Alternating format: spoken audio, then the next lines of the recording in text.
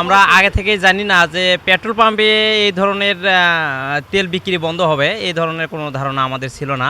এখন বিকল্প কিছু খুঁজতে হবে, যে অনেক সময় খোলা বাজারে যেগুলো তেল বিক্রি করে তাদের কাছে নেওয়ার চেষ্টা করতে হবে, নতুবা একটু ভোগান্তিতে হবে মাস্ট। দেশ এবং দেশের বাইরে থেকে যারা দেখছেন সবাইকে অভিনন্দন ও শুভেচ্ছা। দর্শক, সারা বাংলাদেশের মতো কিন্তু গাইবান্ধাতেও 10 দফা দাবিতে কিন্তু বাংলাদেশ পেট্রোল পাম্প ও ট্যাংলরি মালিক পরিষদের ডাকে কিন্তু সারা বাংলাদেশের মতো গাইবান্ধাতেও কিন্তু এই পেট্রোল পাম্পগুলোতে একেবারে কিন্তু ধর্মঘট চলছে। তো আজকে কিন্তু সকাল 6টা থেকে এই ধর্মঘট শুরু হয়েছে এবং এই 2টা পর্যন্ত কিন্তু এই ধর্মঘট চলবে। তবে আমরা কিন্তু এখানে অনেকক্ষণ থেকেই কিন্তু অপেক্ষা করছি এবং আমরা কিন্তু দেখছি যে যারা ভোক্তা অর্থাৎ বিভিন্ন শ্রেণীর ভোক্তা যারা এই পাম্পগুলোতে আছেন এবং এই যে একটা ভোগান্তি অর্থাৎ মানে এই যে যারা গ্রাহক, এই গ্রাহকরা কিন্তু আগে থেকে জানতো না যে এই পেট্রোল পাম্পে একটা ধর্মঘট হবে। তো এই কারণে কিন্তু একেবারেই যারা এই যে তেল নিতে এসে কিন্তু এখানে তেল না পেয়ে যে একটা ভোগান্তি, সেই ভোগান্তি কিন্তু এখানে হচ্ছে।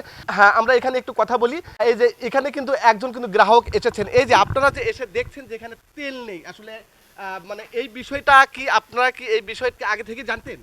না, আমরা কখনো জানতাম না যে আজকে এখানে ধর্মঘট বা তেলের ধর্মঘট, তেমন কোনো কিছু নিউজ পাইনি আগে। তো হ্যাঁ, তো এই যে তেল যে নেই এখন আপনার তো গাড়িতেও তেল নেই, তাহলে এখন কি হবে? এখন বিকল্প কিছু খুঁজতে হবে, যে অনেক সময় খোলা বাজারে যেগুলো তেল বিক্রি করে তাদের কাছে নেওয়ার চেষ্টা করতে হবে, নতুবা একটু ভোগান্তিতে হবে মাস্ট। তো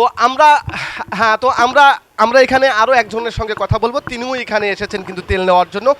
এই যে তেল তো নিতে আসছেন আপনারা এখানে নাকি? জি, আচ্ছা, এই বিষয়টা আপনারা কি আগে থেকে জানতেন বা আমরা আগে থেকেই জানি না যে পেট্রোল পাম্পে এই ধরনের তেল বিক্রি বন্ধ হবে, এই ধরনের কোনো ধারণা আমাদের ছিল না। বর্তমানে আমি অনেকক্ষণ ধরে এখানে দাঁড়িয়ে আছি তেল নেওয়ার জন্য, তবে তেল পাইনি এখনো।